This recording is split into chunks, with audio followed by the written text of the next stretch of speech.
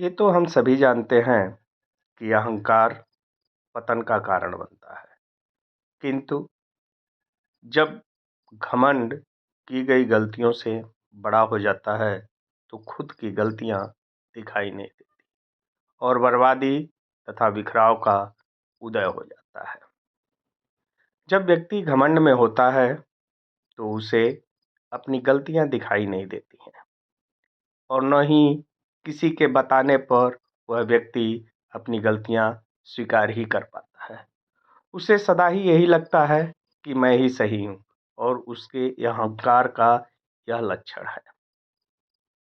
एक अहंकारी को चाहिए कि वह कुछ देर बैठ करके जो भी घटनाएं घटित हो रही हैं उस पर चिंतन करे और चिंतन करने के उपरांत उसका मूल्यांकन करे कि वास्तव में त्रुटियां कहाँ हो रही हैं। जब व्यक्ति ऐसा नहीं करता है, तो उसके घर, परिवार, नाते, रिश्ते और सारे संबंध बिखर के रह जाते हैं। फिर भी अहंकारी अहंकार में तनिक भी इसका ग्लानि महसूस नहीं करता है, क्योंकि एक अहंकारी को सिर्फ और सिर्फ अपना अहंकार दिखाई देता है। वह घमंड में इतना अंधा होता है कि किसे उसके आचरण से कितना कष्ट हो रहा है, कौन उससे दूर जा रहा है, उसे कोई फर्क नहीं पड़ता है।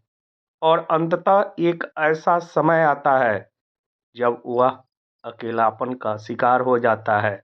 उसके पास कोई भी बैठना नहीं चाहता है, उससे कोई बात नहीं करना चाहता है, उससे हर कोई व्यक्ति दूरी बना के रहना चाहता है।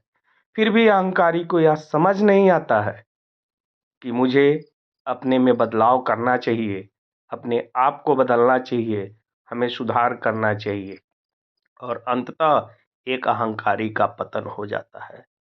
इसलिए जब कोई व्यक्ति किसी के समझाने पर भी अपनी गलतियों को न माने, उसे न सुधारे, वह बार-बार वही सब आचरण करता है, तो आप समझ जाइए कि यह व्यक्ति अहंकार में है।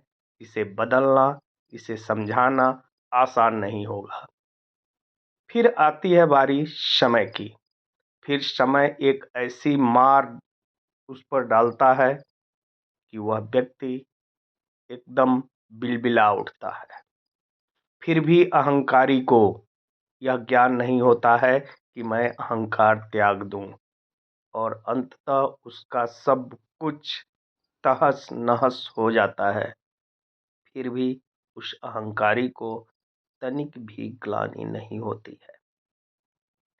एक अहंकारी सिर्फ और सिर्फ अपने अहंकार में अपने कुटुंब को, अपने प्रियजनों को, सबको संकट में डाल देता है और असहनीय पीड़ा देता रहता है। इसलिए जब कोई व्यक्ति ऐसा करने लगे, तो उसका साथ और सहयोग दोनों ही छोड़ दें। उसे किसी भी तरह का कोई सहयोग न दें। अंततः वो टूट करके आपके पास वापस आएगा और अपनी गलतियों को स्वीकार करेगा। लेकिन जब तक आप उसको सेवा, सुविधा और सहयोग देते रहेंगे, तब तक समझ लीजिए कि उसका अहंकार पोषित होता रहेगा और ऐसा व्यक्ति अपने प्रियजनों, सगे-संबंधियों और कुटुंबों को दुःख में डालता ही रहेगा। और इसका ज़िम्मेदार वह सिर्फ़ अहंकारी नहीं है, उसके साथ उठने-बैठने वाले, उसको पोषित करने वाले, उसके हाँ में हाँ मिलाने वाले, उसका सहयोग देने वाले, उसकी सेवा करने वाले, सभी लोग इसके ज़िम्मेदार होते हैं।